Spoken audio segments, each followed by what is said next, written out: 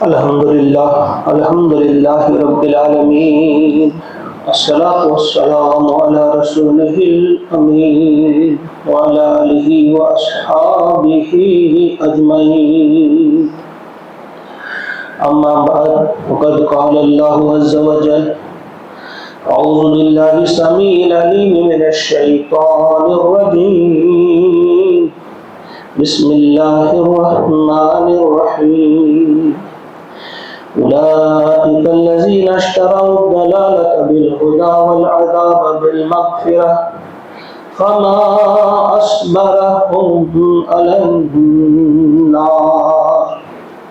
صدق الله العظيم۔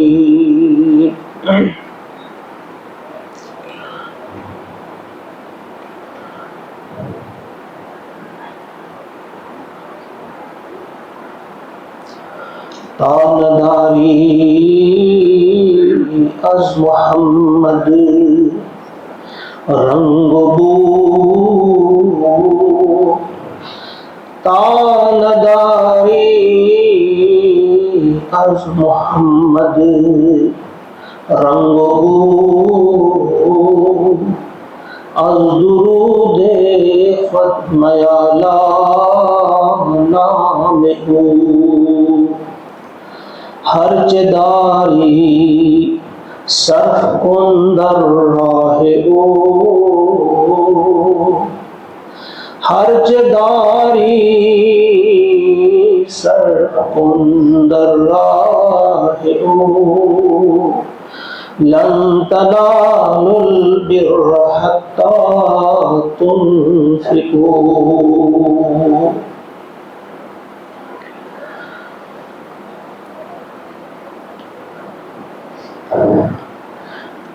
آپ کے سامنے ایک آیت سورہ بقرہ کی آیت ہے، آیت نمبر 175۔ اس آیت کی روشنی میں آج ہم کچھ سمجھیں گے۔ میں نے آغاز میں آپ سے اسی لیے کہا ہم سب نے درود شریف پڑھا، اس کی بڑی فضیلت ہے، انشاءاللہ اینڈ پر بھی ہم پڑھیں گے۔ تو یہ درود شریف پڑھنے کے بیچ میں جو کچھ ہم سنیں گے یا سنائیں گے، انشاءاللہ اللہ تعالی ہمیں اس پر عمل کرنے کی بھی توفیق عطا فرمائے گا، اور جو دعا بھی ہم کریں گے اللہ تعالی ہماری اس دعا کو قبول کرے۔ یہ دو پر ہوتے ہیں، جس طرح سے پرندے کے دو پر ہوتے ہیں، دو پروں کے ذریعے وہ اڑتا ہے، اسی طرح سے آغاز میں بھی درود شریف پڑھیں، لاسٹ میں بھی پڑھیں، بیچ میں جو دعا بھی آپ کریں گے وہ ضرور دعا قبول ہوگی انشاءاللہ۔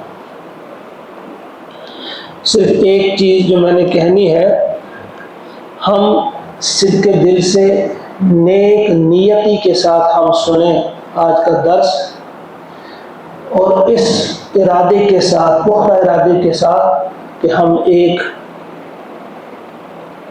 وعدہ کر کے یہاں سے نکلیں گے، وعدہ ہم اللہ سے کریں گے انشاءاللہ، اور اسی سے توفیق بھی مانگیں گے کہ وہ ہمیں اس وعدے کو نبھانے کی بھی وہی توفیق عطا فرمائے گا۔ یہ جو آیت ہے 175، میں نے کہا آیت نمبر سورہ بقرہ کی آیت ہے۔ اللہ کا ارشاد ہوتا ہے اولئک الذین اشتروا الضلالۃ بالہدی، یہ وہ لوگ ہیں جنہوں نے خرید لی ہے گمراہی ہدایت کے بدلے، بالہدی، جو با ہے نا، با، اس کو جو گرامر کے ماہرین ہیں انہوں نے کہا ہے اس کا مطلب ہوتا ہے قیمت ادا کر کے کچھ چیز خریدنا۔ تو انہوں نے فرمایا اللہ تعالیٰ نے کہ یہ لوگ جو ہیں انہوں نے ہدایت دے کر گمراہی خرید لی ہے، والعذاب بالمغفرہ، اور مغفرت دے کر انہوں نے عذاب خرید لیا ہے۔ فما اصبرهم علی النار، کیسا صبر ہے یہ ان کا جو اس آگ پر کر رہے ہیں، یعنی تعجب کے انداز میں اللہ تعالیٰ فرماتے فرماتے ہیں فما اصبر، جو ما اصبر، ما اجمل، ما احمر، یہ کس لیے آتا ہے؟ جب تعجب کا اظہار ہو. ما اجمل کتنا حسین، ما اصبر کیسا صبر. تو اللہ تعالیٰ کیا تعجب فرمائیں گے؟ نہیں، بلکہ ہم کو سمجھانے کے لیے انہوں نے کہا ہے، کیونکہ اللہ ہی بہتر جانتا ہے کہ وہ عذاب کیسا ہے. وہ کہتے ہیں یہ بندے میرے، یہ اس پر صبر کریں گے، عذاب پر یہ اس کو برداشت کر پائیں گے. اما اصبرہم اللہ، کیسا صبر ہے ان کا، یہ جو آگ پہ کرنے جا رہے ہیں. آگ جہنم کا نمایاں عذاب کیا ہے؟ جہنم میں ایک ہی عذاب نہیں ہوگا، ایک ہی قسم کا نہیں ہوگا، بہت ساری قسم کے عذاب ہوں گے. لیکن جو نمایاں عذاب ہے، واضح عذاب ہے، وہ کیا ہے؟ آگ ہے. آگ جہاں بھی آپ دیکھیں گے النار، النار، فائر، فائر، فائر، جہاں بھی آپ دیکھیں گے بس فائر. یہ آگ کا عذاب جو ہے خطرناک قسم کا عذاب ہوتا ہے. اب یہاں بھی آپ دیکھیں، اگر کوئی شخص کہیں گر جاتا ہے، اسے تکلیف پہنچتی ہے، اس کی ٹانگ ٹوٹ گئی، اس کا بازو ٹوٹ گیا، زخمی ہو گیا، خون بہ رہا ہے، کتنا بھی زخمی ہو، کتنی بھی اسے تکلیف ہو، لیکن دیکھ سکتا ہے. وہ دوسرا شخص بھی اسے دیکھ سکے گا، وہ خود بھی اپنی اس تکلیف کو دیکھ سکے گا. لیکن اس کے برعکس ایک شخص ہے، وہ گاڑی میں بیٹھا ہے اپنی کار میں، کار کو آگ لگ گئی، اب وہ آگ کے شعلے ہر طرف اسے ہیں، نہ اس کو کوئی دیکھنے کی جرات کرے گا، اور جب وہ آگ ختم ہو جائے گی اس جلے ہوئے، جلے بھرے انسان کو دیکھنے کی جرات بھی کوئی نہیں کرے گا. جو آگ کا عذاب ہے یہ خطرناک قسم کا عذاب ہے. اسی لیے جہنم کی آگ کے بارے میں، یعنی جو وہاں عذاب ہے، بہت سارے قسم کے عذاب ہیں، لیکن نمایاں عذاب جو ہے آگ کا عذاب ہے. اور اس آگ کا عذاب جو ہوگا، اس میں بھی جو سب سے کم اور ہلکا عذاب ہے وہ کیا ہے؟ سب سے ہلکا عذاب جس کو دیا جائے گا، 2 انگارے رکھے جائیں گے 2 پیروں کے نیچے، 2 قدموں کے نیچے 2 انگارے رکھے جائیں گے، اور اس سے اتنی تکلیف ہوگی کہ اس کا دماغ جو ہے وہ کھول جائے گا. جس طرح اس شخص چائے گرہنا اچھا گرہ کیوں ہوتا چائے تھان چوتن کو بس وہی حالت ہوگی. وہ سب سے ہلکا عذاب جس کو ہوگا، سب سے ہلکا. لیکن عذاب اس سے بھی ہوگا. آگ کی چھتریاں، قرآن نے کہا ہے کہ وہ آگ کی چھتریاں ہوں گی، آگ کا فرش ہوگا، یعنی آگ ہی ہوگی، نیچے سے بھی، اوپر سے بھی، دائیں سے بھی، بائیں سے بھی. کس قسم کے وہ تنور بنائے گئے ہوں گے کہ ان میں آگ ہی آگ ہوگی، خطرناک اور خوفناک قسم کی آگ. اب دیکھیے اسی چیز کو ذرا سوچیں، یہ جہنم کیسی ہوگی، تھوڑا سا ایک تصور دیا ہے ہمیں سمجھانے کے لیے. آپ پڑھتے ہیں نا وَجِيءَ يَوْمَئِذٍ بِجَهَنَّمَ يَوْمَئِذٍ يَتَذَكَّرُ الْإِنسَانُ وَأَنَّىٰ لَهُ الذِّكْرَىٰ. پڑھتے ہیں نا آپ، یعنی اس وقت جہنم لائی جائے گی. وہ جہنم کو منتقل بھی کیا جا سکتا ہے، کہیں ہوگی کہیں سے اور لائی جائے گی. جب وہاں لائی جائے گی تو اس کا نقشہ ہمارے سامنے کھینچا ہے نبی اکرم صلی اللہ علیہ وسلم. آپ نے فرمایا کہ 70 اس کی زمامیں ہوں گی، 70,000 زمامیں، 70,000 زمام، 70,000 زمام سمجھتے ہو؟ رسیاں لگی ہوئی نہیں، لگامیں لگی ہوئی ہوں گی، 70,000، اور ایک ایک لگام تھامے ہوئے 70,000 فرشتے ہوں گے. پہلے آپ کو یہ میں نے پہلے ہی بتایا، ذرا ذہن میں رکھو، ایک ہی فرشتہ کتنا بڑا ہوتا ہے. یعنی ایک ہی فرشتہ جو ہے، ایک بار دیکھا تھا اپنی اصل شکل میں جبریل امین کو 2 بار نبی اکرم صلی اللہ علیہ وسلم، اور پورے افق پر چھائی ہوئی تھی، ایک سائڈ سے دوسرے سائڈ. عظیم الجثہ، بڑی بڑی قامت والے بڑے بڑے فرشتے ہیں. یہ زمین بھی ان کے سامنے کچھ بھی نہیں ہے.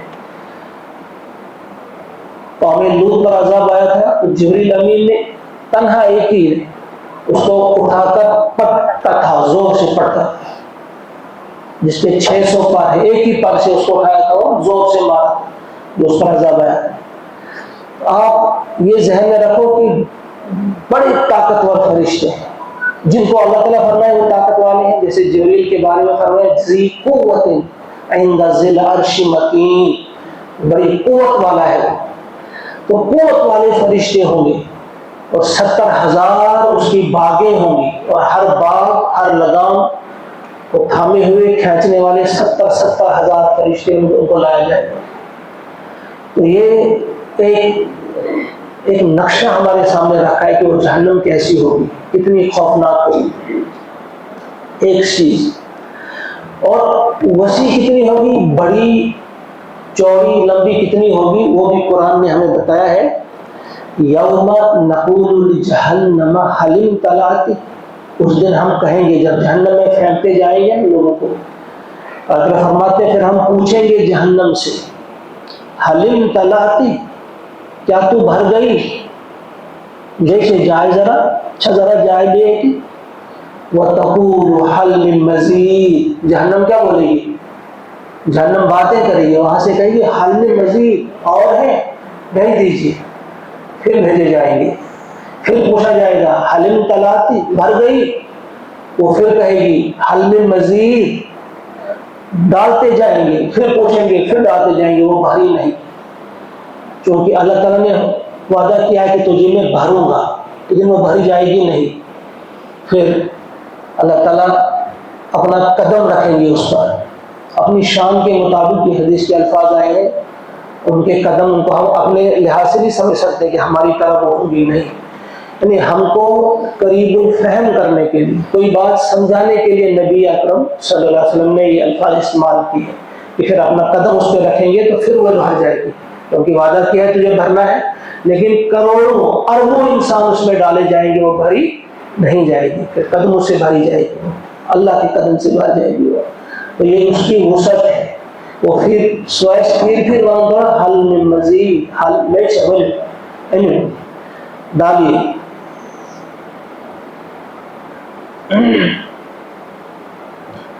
اب یہ عذاب جو ہوگا جہنم میں کس قدر خوفناک ہوگا، کس قدر خوفناک ہوگا، ایک سین اس کا اس انداز سے قرآن نے پیش کیا ہے، لا يموت فیہا ولا یحیا، قرآن یاد ہوگا سب کو، آیت سب کو یاد ہوگی کہ جہنم میں جب لوگوں کو ڈالا جائے گا تو اللہ تعالیٰ فرماتے ہیں نہ وہ جئیں گے وہاں اور نہ مریں گے، ان کا وہاں وہ عجیب قسم کی چیز ہوگی، نہ وہ جینے والوں میں ہوں گے نہ وہ مرنے والوں میں ہوں گے،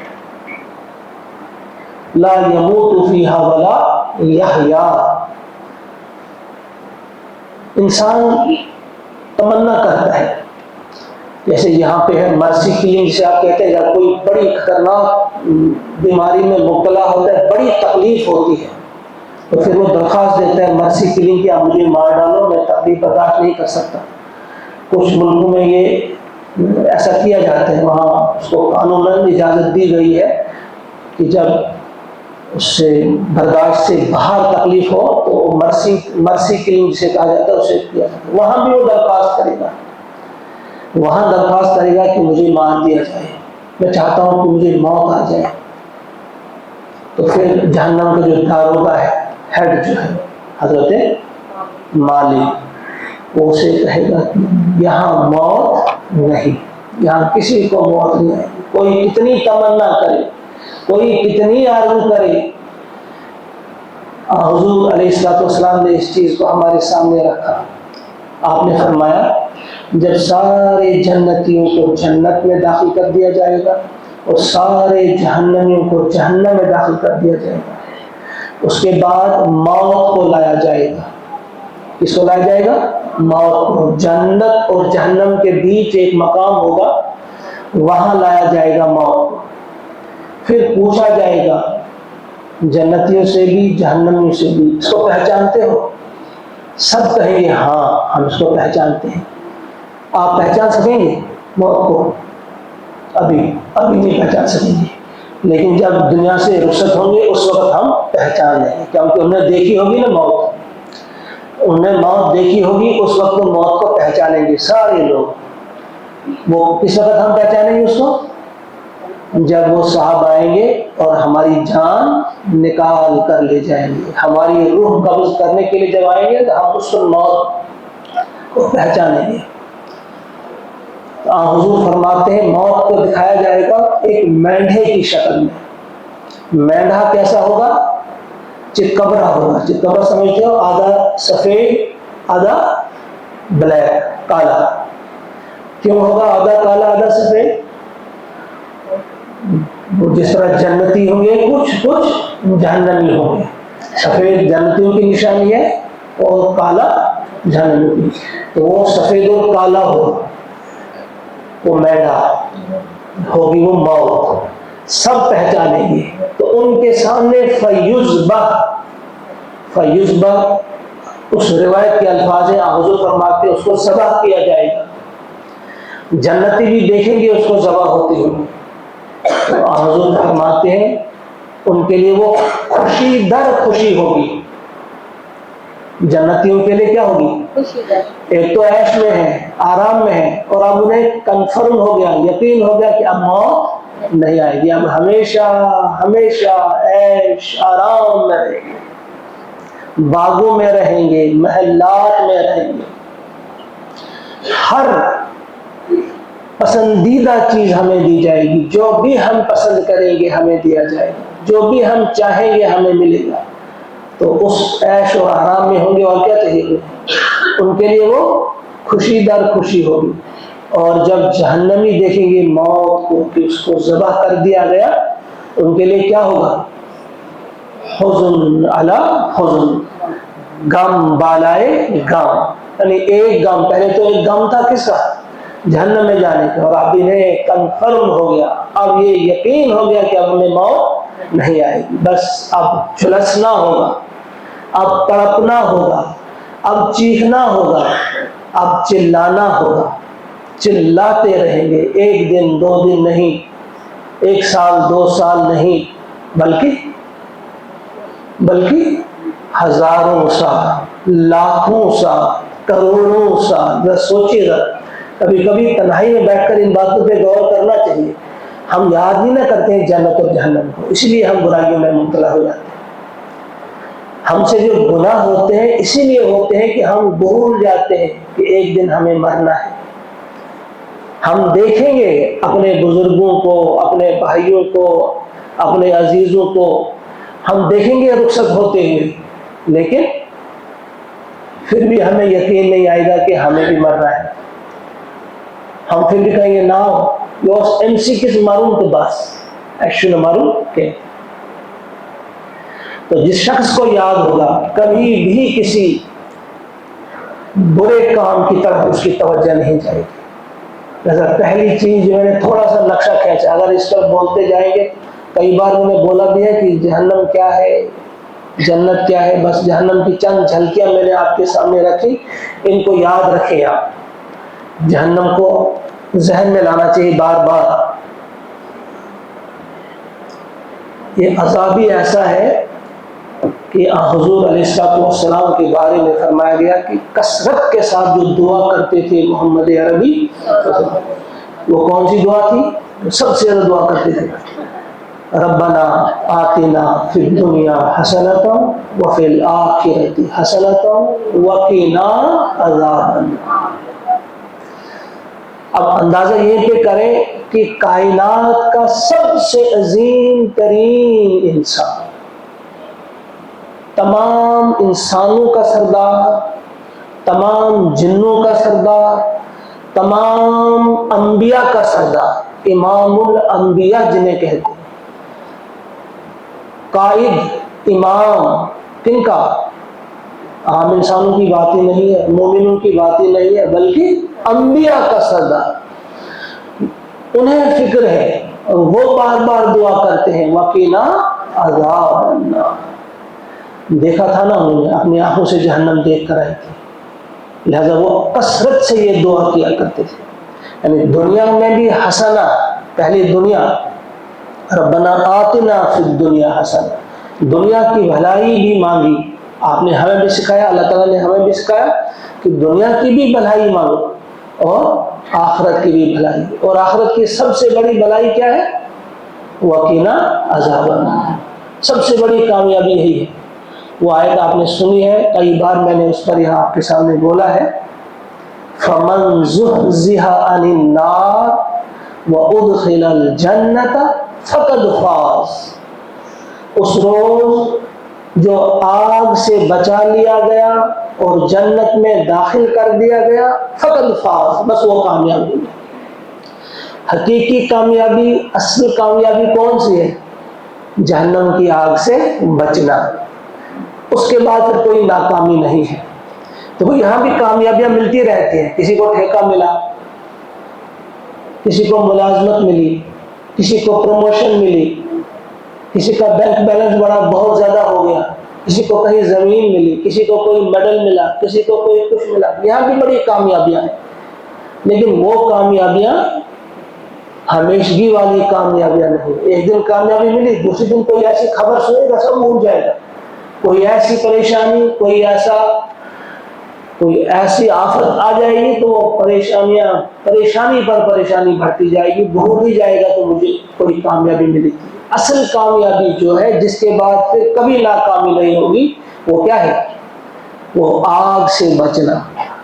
فَمَنْ زُحْزِحَ عَنِ النَّارِ وَأُدْخِلَ الْجَنَّةَ فَقَدْ فَازَ۔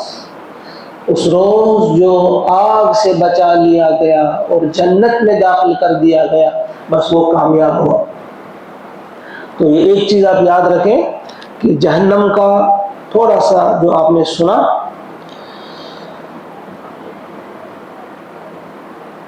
لیکن اس جہنم کا جو تذکرہ ہے، اس جہنم کا جو پیریڈ ہے، یہ جب شروع ہوگا اس سے پہلے بھی ایک چیز وہ بھی ذہن میں رہے، وہ ہے یہ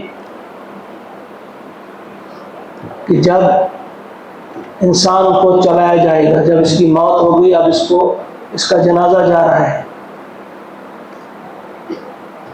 حضور نے فرمایا 3 چیزیں اس کی اپنی ہوتی ہیں۔ کیا کیا ہوتا ہے اس کے پاس؟ مال اپنا ہوتا ہے اور عیال ہوتے ہیں، یعنی رشتہ دار وغیرہ سب، اور عمل۔ مال جب گھر سے نکلا تو مال سارا رہ گیا پیچھے، نہ گھر اس کا ساتھ جائے گا، نہ اس کی لاکر کی پونجیاں ساتھ جائے گی، نہ اس کی پاس بک ساتھ جائے گی، نہ اس کی چیک بک ساتھ جائے گی۔ اب اس کے پاس کتنا بھی بینک بیلنس ہو، اب یہ کسی چیک پر سائن نہیں کر پائے گا۔ اس کے پاس 100 200 سوٹ ہوں قسم قسم کے، سب کے پاس ہوں گے نا، آج سب کے پاس ہوں گے، ایک دو نہیں ہوں گے، سینکڑوں ہیں سوٹ آپ کے پاس، قسم قسم کے ہوں گے، ایک سوٹ بھی نہیں لگا پائے گا۔ اب کیا لگایا جائے گا اسے؟ اب اسے کفن پہنایا جائے گا۔ سوٹ کتنے بھی اس کے پاس ہوں، اس کو لے جایا جائے گا۔ مال تو رہ گیا ادھر، جو کچھ بھی ہے، زمین ہے، باغ ہے، سونا کتنا بنایا ہو، کس کس قسم کے گہنے بنائے ہوں، وہ بھی رہ گیا، سب مال رہ گیا۔ لیکن عیال اس کا، رشتہ دار اس کے، وہ ساتھ جائیں گے۔ لیکن جب قبر میں اتارا جائے گا، 2 آدمی قبر میں اتریں گے، 2 ہی اترتے ہیں نا اس کو پکڑنے کے لیے، رکھنے کے لیے، لیکن جب اس کو رکھا ٹھیک طرح سے، وہ 2 بھی نکل آئیں گے واپس، وہاں نہیں رہیں گے۔ اب کون ساتھ جائے گا؟ اب سارے اس کے اپنے جو ہوں گے، باپ ہو زندہ، وہ بھی واپس، ماں تو جائے گی، عورتیں تو پہلے ہی گھر ہی رہتی ہیں، باپ ہو، بھائی ہو، بیٹا ہو، کوئی دوست ہو، کوئی بھی ہو، سب اب واپس آ جائیں۔ اب ساتھ صرف اعمال جائیں، ساتھ اس کے اپنے اعمال جائیں۔ حضور فرماتے ہیں کہ جو ہی قبر بند کر دی جاتی ہے، جو ہی یہ واپس نکلنے کی سوچتے ہیں لوگ، تو فوراً روح ڈالی جاتی ہے اور وہ سنتا ہے، اِنَّهُ لَيَسْمَعُ قَرْعَ نِعَالِهِ۔ جب وہ لوگ واپس چلتے ہیں نا تو ان کے چلنے کی آواز، قدموں کی آہٹ، قدموں کی چاپ، ٹک ٹک ٹک ٹک ٹک، وہ سنتا ہے۔ جس طرح انسان یہاں بیٹھا ہے، ہم ایک دوسرے کو دیکھ رہے ہیں، اسی طرح اسے پورا ہوش ہوگا، حواس قائم ہوں گے، اور وہ سنے گا کہ ہم لوگ جا رہے ہیں، میرا مال تو پہلے رہ گیا تھا اور میرے دوست رشتہ دار وہ بھی چلے گئے، اب یہ ہے اور اس کا خدا ہے۔ اب فرشتے آئیں گے، آپ سب جانتے ہیں، 2 فرشتے آئیں گے جو اس کا حساب کتاب چکائیں گے، یہاں پہ کچھ سوالات جو اس سے کریں گے، لیکن ابھی فرشتوں سے آنے سے پہلے بھی قبر کا ایک کونا پھٹے گا، قبر کا ایک کونا پھٹے گا، وہاں سے ایک شخص داخل ہوگا۔ اگر یہ نیک انسان ہے، اللہ کا فرمانبردار رہا ہے، نیک رہا ہے، تو جو داخل ہوگا وہ انتہائی حسین جمیل انسان کی شکل میں ہوگا، خوبصورت لباس پہنے ہوئے، خوشبو لگائے ہوئے، انتہائی حسین و جمیل ایک انسان داخل ہوگا۔ کہے گا تو کون ہے؟ اتنا حسین اور جمیل انسان میں نے کبھی دیکھا ہی نہیں، تو کون ہے اور یہاں کیوں آ گیا، کس لیے آیا؟ تو وہ جواب دے گا انا عمل، میں تیری عمل ہوں، میں تیری عمل ہوں۔ اگر اب یہ برا ہوگا اس وقت کیا کہے گا؟ یہ شاباش۔ اگر یہ اچھا تھا، نیک انسان تھا، انتہائی حسین اور جمیل انسان کی شکل میں یہ آئے گا، یہ پوچھے گا تو کون ہے؟ یہ کہے گا میں انا عملک الصالح، انا عملک الصالح، میں تیری نیک عمل ہوں۔ اگر اب یہ برا ہوگا انسان جس نے یہاں برائیاں ہی برائیاں کی ہیں، ان برائیوں کو ایک اور شکل دی جائے گی، ایک ایسا انسان وہاں داخل ہوگا، قبر کا ایک کونا پھٹ جائے گا، وہاں سے ایک شخص داخل ہوگا، یہ دیکھے گا اس کو داخل ہوتے ہوئے، وہ انتہائی کریہ المنظر ہوگا، انتہائی بدصورت، خوفناک، اگر صرف ہاؤ میں ہوتی سوئی عذاب چھوائے، اس کی جو حیت ہوگی، شکل ہوگی، خوفناک ایسی ہوگی کہ صرف اس کو دیکھنا ہی جو ہے وہ بھی بڑا عذاب، اب کوئی ہے نہیں یہاں، بس وہی ہوگا۔ تو یہ اس سے پوچھے گا گھبراتے ہوئے، ڈرتے ہوئے کہ تو ہے کیا؟ میں نے تو کبھی ایسا انسان دیکھا نہیں، تو ہے کون اور یہاں کیوں آیا میرے پاس؟ تو وہ کہے گا انا عملک الخبیث، میں تیری خبیث عمل ہوں، میں تیری وہ عمل ہوں جو تو نے کی ہے، برے کام جو تو نے کیے، برے قسم کے جو تیرے اطوار تھے، جو تیری شب و روز جو گزرتے تھے، کس سوچ میں گزرتے تھے؟ تجھے اپنی عزت کا خیال نہیں تھا، اپنے گھر والوں کی عزت کا خیال نہیں تھا، تجھے اللہ کی عظمت و جلال کا خیال نہیں تھا، تجھے نبی رحمت صلی اللہ علیہ وسلم کی عزت اور ناموس کا بھی خیال نہیں تھا۔ تو کوئی برا کام کرتا یا کرتی تو اس کا داغ، اس کی بات کہاں جاتی؟ یہ کس کا امتی ہے؟ نبی رحمت صلی اللہ علیہ وسلم کا امتی ہے، تو وہاں بات تو دور جاتی ہے، صرف یہاں تک محدود نہیں ہے کہ تم نے کوئی غلط کام کیا بس تم کو سزا ملے گی، نہیں، تم نے داغدار کیا ہے، تم نے نبی اکرم علیہ السلام کے دین کو بدنام کیا، اپنے نبی کو بدنام کیا، تو اس پر پھر وہ اس کے ساتھ کیا سلوک کرے گا؟ تو کئی بار میں بتا چکا ہوں آپ کو کس کس قسم کی وہاں اس کو پریشانی مول لینی ہوگی۔ وہاں اس کی قبر کو جب وہ صالح عمل آئے گی تو اس وقت اس کی قبر ایسی نہیں رہے گی، پھر اس کو جنت کا باغ بنایا جائے گا، روضۃ من ریاض الجنہ، جنت کے باغوں میں سے وہ ایک باغ ہوگا۔ اور جب یہ دوسرا انسان بدکار، گناہگار، اللہ کا باغی، اللہ کا نافرمان، نبی کا نافرمان جب یہ داخل ہوگا قبر میں، تو وہ بدصورت انسان، اس کی عمل جو داخل ہوگی، اس کے بعد اس کی قبر جو ہوگی وہ جہنم کا گڑھا بن جائے گا، یعنی وہ جہنم ہی بن جائے گی وہ قبر۔ جہنم کے گھڑوں میں ایک گھڑا ہے، حضور نے فرمایا کہ جنت یہ قبر یا تو جنت کے باغوں میں ایک باغ ہے. کہاں کتنی اس کو وسیع کر دیا جائے گا؟ الی حد نظری، حضور کا فرمان ہے جہاں تک ایک انسان کی نظر جاتی ہے اتنا اس قبر کو وسیع کر دیا جائے گا. اب یہ جنت کا ایک باغ ہوگا اور اس کو تنہا بھی نہیں رہنے دیا جائے گا، بلکہ اسے ایک حسین جمیل انسان کی صحبت ملے گی، ساتھ ملے گا جو اس کی عمل ہوگی. تو بہرحال یہ کچھ باتیں جو میں نے آپ کے سامنے رکھی، یہ ایسا موضوع ہے کہ ختم نہیں ہوگا. یہ جہنم کا تذکرہ تھوڑا سا اور پھر قبر کا تذکرہ جو آپ نے سنا. اب کون ہے آپ میں جو چاہتا ہے کہ اس کی قبر جنت کے باغوں میں ایک باغ بنے؟ کون ہے چاہتا ہے؟ کوئی ہاتھوں کچھ کچھ چاہاں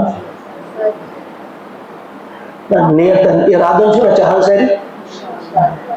ساری چاہاں سب چاہتے ہیں کہ ہماری جو قبر ہے وہ جنت کے باغوں میں ایک باغ ہو، جہنم کے گھڑوں میں کوئی گھڑا نہ ہو. اس کے لیے میں آپ کو ایک سادہ سا نسخہ بتاؤں گا. کرو گے تیاری؟ ہم سب، میں بھی اپنے آپ سے بھی کہتا ہوں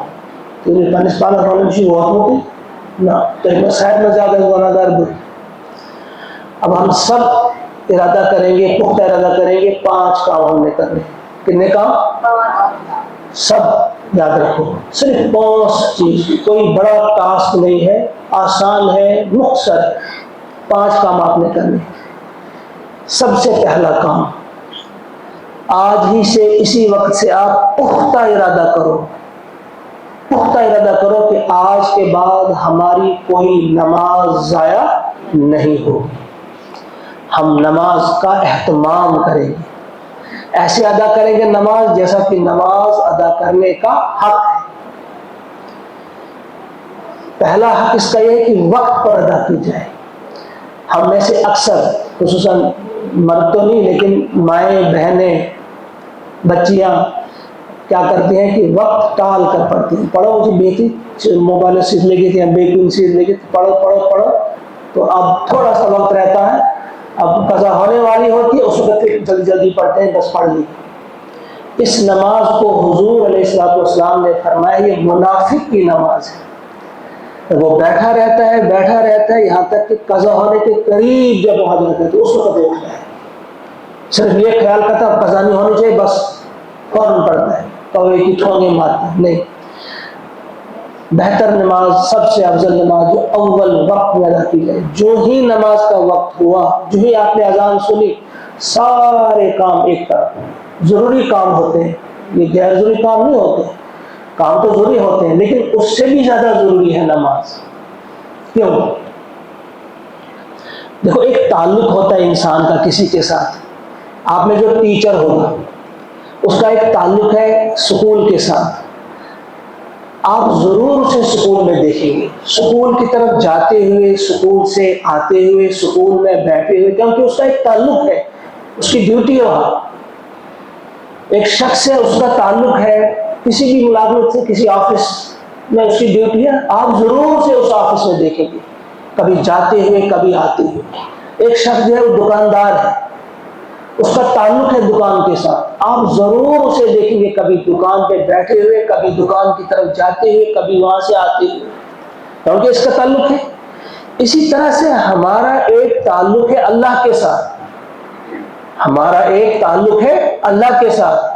تو ہمیں اللہ کی طرف جاتے ہوئے بھی لوگ دیکھیں، وہاں سے آتے ہوئے بھی، مسجد کی طرف جاتے ہوئے، وہاں سے آتے ہوئے. یا آپ گھر میں ہیں تو فوراً اذان سن کر گھر والے کم از کم دیکھیں، باہر کے لوگ نہ دیکھیں، گھر والے دیکھیں، فرشتے دیکھیں، یہ در و دیوار دیکھیں کہ اس کا تعلق ایک اللہ کے ساتھ ہے. جو ہی وقت ہوتا ہے، اب یہاں تو اذان ہوتی ہے، کبھی آپ کسی ایسے شہر میں ہوں گے جہاں اذان نہیں ہوگی، وہاں اذان کا آپ نے انتظار نہیں کرنا ہے. وہاں آپ کے پاس گھڑی ہوگی، آپ نے ٹائم دیکھنا ہے، وقت ہو گیا، رب سے ملاقات کا وقت ہے، بس سب کام چھوڑ دیا. کیونکہ سب سے پہلے تو میرا تعلق اللہ کے ساتھ ہی ہے. وہی تو قبر میں بھی ساتھ ہوگا، وہ تو ہر جگہ ہوگا. وہ تو ہمارے ساتھ وہاں بھی تھا جب ہم ماں کے پیٹ میں تھے. وہاں کون کھلاتا تھا ہمیں؟ اللہ تعالیٰ کھلاتا تھا. وہاں کوئی بھوکا نہیں رہتا، وہاں بھی کھانا ملتا ہے، پینا ملتا ہے، تو وہاں بھی اس نے کھلایا، قبر میں بھی وہ ساتھ ہوگا، حشر میں بھی وہ ساتھ ہوگا، کل اسرات پر بھی وہ ساتھ ہوگا۔ لہذا ہمارا سب سے زیادہ تعلق ہونا چاہیے اللہ کے ساتھ، اور اس کا ایک اظہار ہے نماز، اس کا ایک اظہار ہے نماز۔ کبھی بھی آپ کی نماز ضائع نہ ہو۔ ایک کام یاد رکھا سب نے، ہاں، کیونکہ میں آپ ہم سب چاہتے ہیں کہ ہماری قبر جنت کے باغوں میں سے ایک باغ بنے، تو پہلا کام ہم کیا کریں گے؟ نماز کی حفاظت کریں گے۔ دوسرا کام جو کرنا ہے، دوسرا کام جو آپ نے اور ہم نے کرنا ہے، کس لیے کرنا ہے؟ کہ ہماری قبر جنت کا باغ بنے۔ وہ کام کیا ہے؟ یہاں سے جب اٹھیں گے ایک ارادہ لے کر اٹھیں گے کہ زندگی کی آخری سانس تک ہم اپنی زبان کو اپنے قابو میں رکھیں گے۔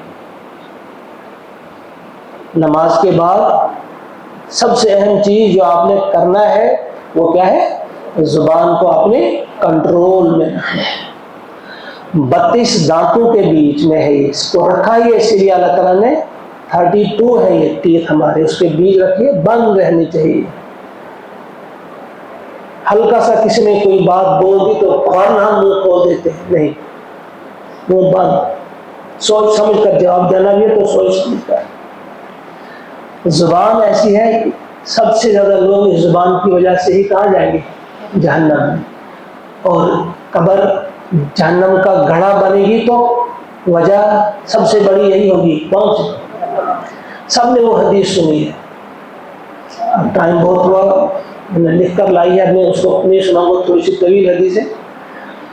وہ جو حضور علیہ السلام کے پاس تھے، کچھ بیٹھے ہوئے صحابہ، اور ایک نے کہا کہ یہاں ایک عورت ہے، وہ بہت نمازیں پڑھتی ہے، بہت نمازیں پڑھتی ہے، تہجد بھی کرتی ہے، نوافل بھی ادا کرتی ہے، صدقات بھی بہت کرتی ہے، بہت زیادہ صدقات بھی کرتی ہے، روزے بھی بہت رکھتی ہے، نفلی روزے بھی، رمضان کے علاوہ بھی بہت رکھتی ہے، یہ لیکن صرف تھوڑا سا ایک قصور ہے اس میں۔ کیا قصور ہے؟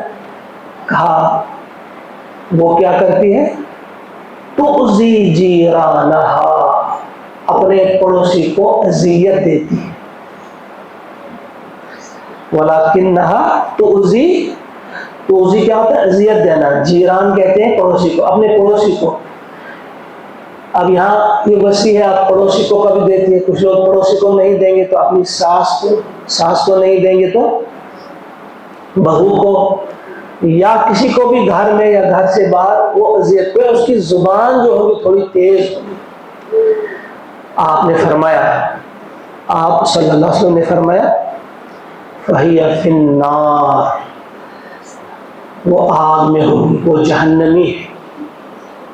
ڈائریکٹ صاف الفاظ میں آپ خود بھی پڑھیں وہ حدیث کہ وہ آگ میں ہوگی۔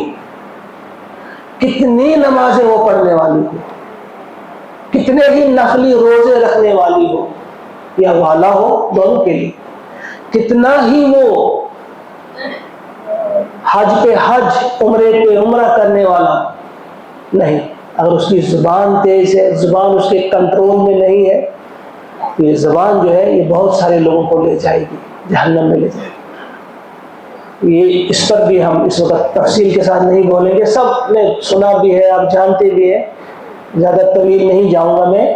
چھوٹی سی کتاب آپ خود بھی پڑھیں نا، زبان کی حفاظت ہے، چھوٹی سی کتاب پامفلیٹ ہے، ضرور پڑھنا اس کو، زبان کی حفاظت، اس میں وہ آیات، وہ حدیث پاک اور کچھ واقعات وہ پڑھ لینا۔ دوسرا کام آپ یہ کریں گے، کیا کام؟ زبان کی حفاظت کریں گے۔ پہلا کام نماز کی حفاظت، نمبر 2 زبان کی حفاظت۔ زبان سے بہت ساری چیزیں آ جاتی ہیں، جیسے سچ بولنا، غیبت سے بچنا، اور بے حیائی کی باتوں سے بچنا، اسی طرح سے کسی کے ساتھ لڑائی جھگڑے میں غلط زبان استعمال کرنا، کیا کیا کرنا، اس میں ساری چیزیں آ جاتی ہیں۔ وہ زبان کو اپنے کنٹرول میں رکھنا ہے۔ بات کرنے سے پہلے سوچنا ہے کہ مجھے اس بات کا جواب بھی دینا ہے، سب کو یاد ہوگی وہ آئے وما یلفظ من قول الا لدیہ رقیب عتید. سورہ کاف میں ہے نہیں وما یلفظ من قول، جو بھی لفظ ہماری زبان سے ادا ہوتا ہے، جو بھی لفظ ادا ہوتا ہے تو ایک چاق و چوبند اور حاضر باش فرشتہ اسے نوٹ کر لیتا ہے. جو بھی آپ بات کرتے ہیں، اچھی ہو بری ہو، آپ کے نزدیک وہ بالکل ہلکی ہو، لیکن اللہ کے نزدیک کوئی چیز ہلکی نہیں ہوتی، اور ہر چیز کا حساب رکھنے والا ہے. دو کام آپ نے کیے، نماز اور زبان کو کنٹرول. تیسری چیز کیا ہو سکتی ہے؟ شاباش، اہم چیز وہ ہے صلہ رحمی. وہ کیا ہے؟ صلہ کیا ہوتا ہے؟ جوڑنا. رحم کیا ہوتا ہے؟ رشتے کو جوڑنا ہے ہم نے. تیسرا کام جو انتہائی اہم کام ہے یہ کہ ہم نے رشتوں کو جوڑنا ہے، توڑنا نہیں ہے. یہ رشتے بنائے کس نے؟ اللہ تعالیٰ نے. جب یہ رشتے اللہ تعالیٰ نے بنائے ہیں تو ہم کون ہوتے ہیں ان کے توڑنے والے؟ ہمیں کہاں سے اختیار ملا کہ ہم رشتوں کو توڑیں؟ اس کی بڑی وضاحت آئی ہے قرآن پاک میں، آپ نے پڑھا ہوگا بہت ساری جگہوں پہ. سورہ بقرہ میں بھی ہے یقطعون ما امر اللہ بہ ان یوصل ویفسدون فی الارض. پڑھا ہے نا آپ نے سورہ بقرہ کے آغاز ہی میں کہ وہ کاٹتے ہیں اس چیز کو جس کو جوڑنے کا حکم دیا اللہ تعالیٰ نے. یعنی قطع رحمی کرتے ہیں. وہ صلہ رحمی کی جگہ کرنا کیا تھا؟ صلہ رحمی، جوڑنا تھا رشتوں کو. ہم صلہ رحمی کی جگہ وہ یقطعون قطع رحمی کرتے ہیں، رشتوں کو کاٹتے ہیں. اب آپ کہیں گے کیسے ہم کاٹتے ہیں؟ کاٹتے ایسے ہیں کہ ہم اپنے شوہر سے کہتے ہیں کہ تمہارے بھائی نے ایسے ایسے کیا، انہوں نے ایسے ایسے کیا، بھائی کو ہم بھائی سے دور کر دیتے. اپنے شوہر کو ہم اس طرح سے اس کی پٹی پڑھاتے ہیں، اس طرح سے اس کو قابو میں کر لیتے ہیں کہ وہ اپنی بہنوں کے ساتھ بات نہ کرے، وہ اپنی بہنوں کے ساتھ حسن سلوک نہ کرے، وہ اپنے جو اس کی طرف سے جو رشتے ہوں گے ان کے ساتھ کوئی تعلق نہیں، ان کو کاٹنا وہاں سے. یہ بہت بڑا گناہ ہے. اب یہ بھی طویل مضمون ہے، اس پر اگر میں جاؤں گا اس وقت صرف ایک مختصر سی بات کروں گا، یہیں پہ پھر بات کروں گا. میں ایک شخص بہت ہی نیک، بہت ہی بزرگ، اس کو وقت کا ولی کہا جاتا ہے. وقت کا ولی کہا جاتا ہے. لوگوں نے اس کے پاس اپنی امانتیں رکھی ہوئی تھی. جب اس کی وفات ہو گئی، اب لوگ دور دور سے آ رہے ہیں، ہاں ملنا ٹھاٹھوی وہاں بلیس کہ ہماری کچھ امانتیں اس کے پاس ہیں، تو وہاں لکھی ہوئی ہیں، سب کو واپس مل گئی. ان کے بیٹے جو ہیں وہ دیکھتے ہیں، ایک شخص آتا ہے، یہاں لکھا ہوا نہیں ملتا، اس کا یہاں تو نہیں ہے آپ کا. وہ پریشان ہو گیا. اب وہاں جو اس کے بعد جو اس کا نائب وہاں پر تھا، وہ بھی بڑا نیک تھا،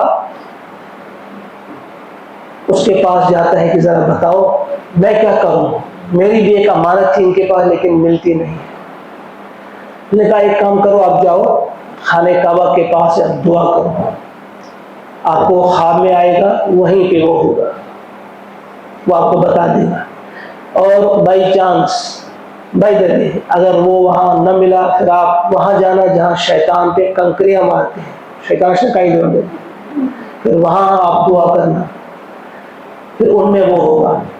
بہرحال جب جاتا ہے، اس نے وہاں دعا کی، اس کو خواب میں کچھ نہیں آیا. خانہ کعبہ کے پاس جب دعا کی، جب اس نے وہاں شیطان پہ جہاں کنکریاں مارتے ہیں وہاں جب دعا کی، اس نے خواب دیکھا، خواب میں وہاں دیکھا اس کو اپنی وہ امانت بھول گئی. اس نے پہلے یہی سوال پوچھا، آپ بتاؤ آپ وہاں ان لوگوں کے ساتھ کیوں نہیں ہیں، آپ یہاں ان لوگوں کے ساتھ کیوں، برے لوگوں کے ساتھ کیوں؟ آپ کا تو پوری دنیا میں چرچا ہے، آپ ایسے ہیں ویسے. میں کہا سب کچھ ٹھیک تھا، ہر جائے درائش پاس ہی ہو، ہر جائے درائش پاس، ایک ہی جائے گا اس پہ. اس کا کہ کاٹنے ہے اس میں رشتہ دار میں منصب بھائی کا. یہ ایک ہی قصور تھا، اپنے رشتہ داروں سے اس نے قطع تعلق کیا تھا. یہ بات سمجھانے کے لیے ہو سکتا ہے، اس لیے ضروری نہیں کہ سچا واقعہ ہو، حکایت بھی ہو سکتی ہے، لیکن بات سمجھانے کے لیے ہمیں بتائی گئی ہے کہ ذرا اندازہ کریں آپ ایک قطع رحمی کہاں سے کہاں لے جاتی ہے انسان۔ ایک حدیث پاک کے پیارے نبی نے فرمایا ان اللہ قد خلق الخلق حتی اذا فرغ، کہ اللہ تعالیٰ نے ساری مخلوق پیدا فرمائی، فارغ ہو گئی، قامت الرحیم، صلہ رحمی کھڑی ہوگی، انسانی شکل میں کھڑی ہوگی، صلہ رحمی کیا ہے، رشتہ جوڑ بس گئے بھائی بگم حاضر مقام معاذ بک، یہ وہ مقام ہے کہ آپ کی پناہ لی جانی چاہیے۔ قالت بلا، اللہ تعالیٰ نے فرمایا بے شک، پھر فرمایا قال الا ترضین ان اصلکی ان اصل من وصلکی، اے صلہ رحمی کچھ فرماؤں، اللہ تعالیٰ فرما رہا ہے کس سے؟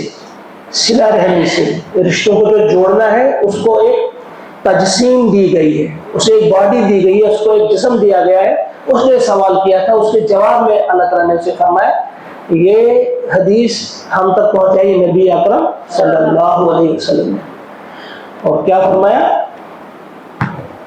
کہ کیا اللہ ترضینا اے صلہ رحمی کیا تو اس بات پہ راضی نہیں ان اصل من وصلکی کہ جو تجھے جوڑے میں اسے جوڑوں، وَأَنْ أَقْطَعَ مَنْ قَطَعَ کی جو تجھے کاٹے میں اسے کاٹوں، وَهَذَا لَكِ اور یہ مقام یہ چیز صرف تیرے لیے، یعنی تو ایک ایسی چیز ہے جس پر میں کسی کے ساتھ جڑتا بھی ہوں اور کسی سے کٹتا بھی ہوں۔ ذرا ہمیں سوچنا چاہیے جب بھی ہم زبان استعمال کرتے ہیں، جب بھی ہم گھر میں یا باہر کہیں بھی استعمال کرتے ہیں، کہیں ہمارے کسی لفظ سے کسی بات سے کہیں ایسا نہ ہو کہ ہم رشتوں کو کاٹنے والے بنے، بلکہ ہمیں کیا بننا ہے؟ رشتوں کو جوڑنے بنا۔ وہاں سے کوئی آپ کے ساتھ اچھا سلوک کرے تو آپ بھی کریں گے، یہ صلہ رحمی نہیں ہے، وہ تو آپ نے بدلہ دیا۔ کسی نے اچھا سلوک آپ کے ساتھ کیا، آپ نے بھی یہاں سے اچھا سلوک کیا، وہ صلہ رحمی نہیں ہے۔ صلہ رحمی یہ ہے کہ وہاں سے کوئی کاٹ رہا ہے آپ اور آپ پھر جاتے ہیں اس کے ساتھ جڑتے ہیں، وہ کہتا ہے میرے گھر نہیں آنا بھائی کاٹ، آپ نے پھر جانا ہے، وہ پھر کہے گا آپ نے پھر جانا ہے، اور پھر کسی وقت اس سے کہنا ہے کہ بھائی تم تو کہتے ہو مجھے مت آؤ، تم کہتے ہو مگر مجھے میرا رسول، مجھے تیرا رسول، تیرا بھی میرا بھی جسے تو بھی مانتے ہیں، میرا وہ رسول مجھے کہتا ہے کہ تم جاؤ، لہذا میں تمہارا نہیں مان سکتا، میں اسی کی مانوں گا، تو مجھے نکالو ہوں پہلے یہاں سے لیکن میں پھر بھی آؤں۔ یہ ہے صلہ رحمی۔ یہ تیسری بات جو میں نے بتائی کس لیے کرنی ہے؟ قبر، تاکہ ہماری قبر جو ہے وہ جنت کے باغوں میں سے ایک باغ بنے، بچھوں سے سانپوں سے بچنا ہے نا۔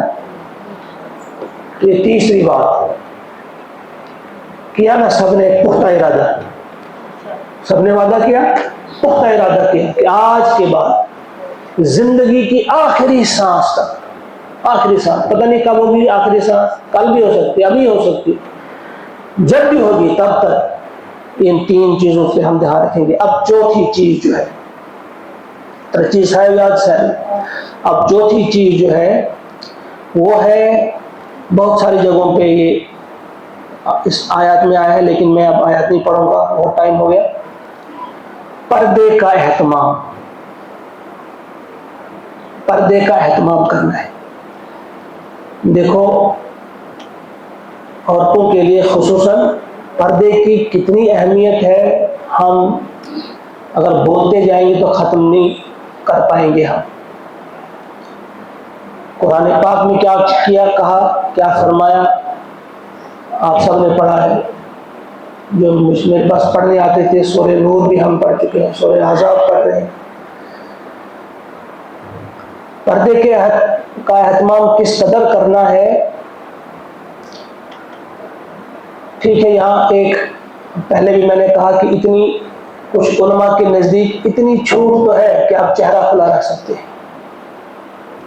کچھ علماء، کچھ تو بالکل نہیں مانتے، وہ تو کہتے ہیں اصل چہرہ، اصل پردہ چہرے کا ہی ہے، بہت سارے علماء وہ بھی کہتے ہیں، تو جو کرتے ہیں چہرے کا بھی پردہ وہ نور علی نور، انہیں بہت اجر ملے گا، اللہ تعالیٰ انہیں قبول فرمائے وہ پردہ۔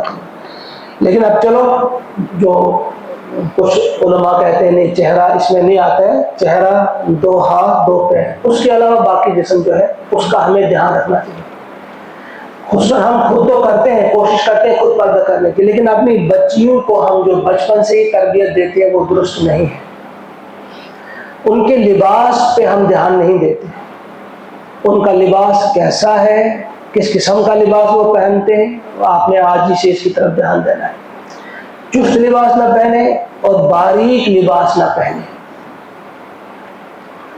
وہ جو بھی آپ سلاتے ہیں ان کے لیے کپڑے ایسے سلائیں کہ حیا اور پردے کا بڑا اس میں خیال رہے، کیونکہ جو بے پردگی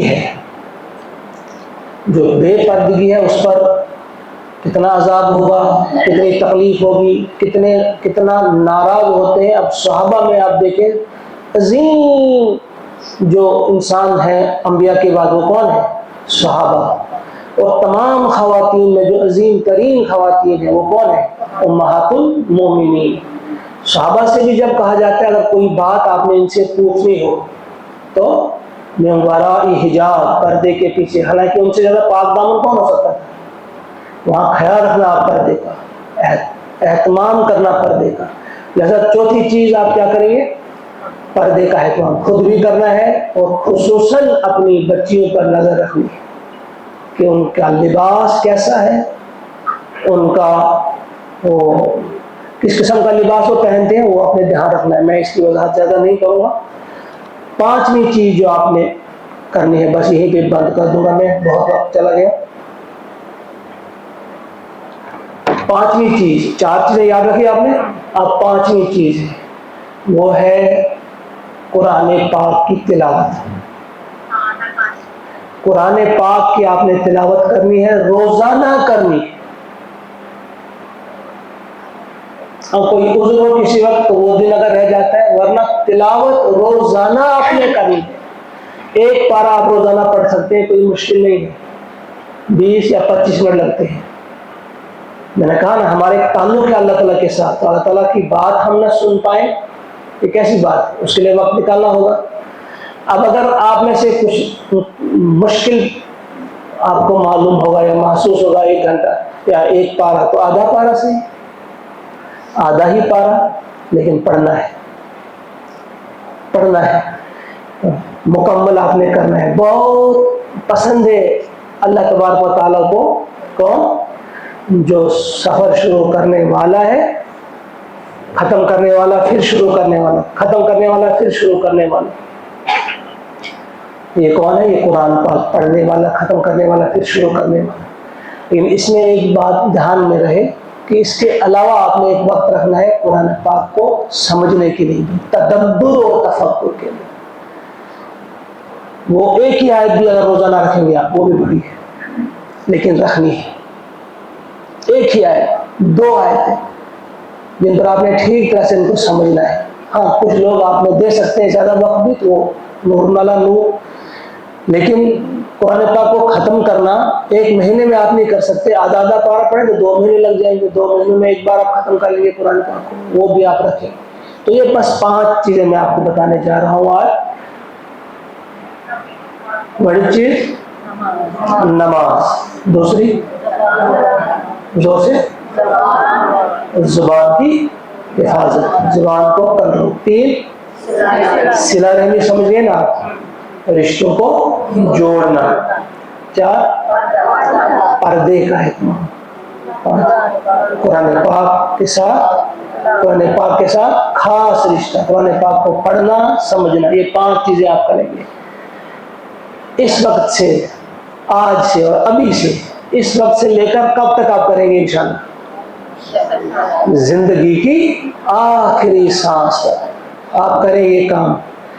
آپ اللہ کے لیے سب کچھ کریں، صرف اللہ کے لیے، آپ دیکھیں گے اللہ تعالیٰ تمہارے کام سارے بنا دے گا، تمہاری دنیا بھی بن جائے گی اور آخرت بھی بن جائے گی۔ جو اللہ کے کام میں لگ جاتا ہے اللہ تعالیٰ اس کے کام میں لگ جاتا ہے، سارے مسائل حل ہو جائیں گے۔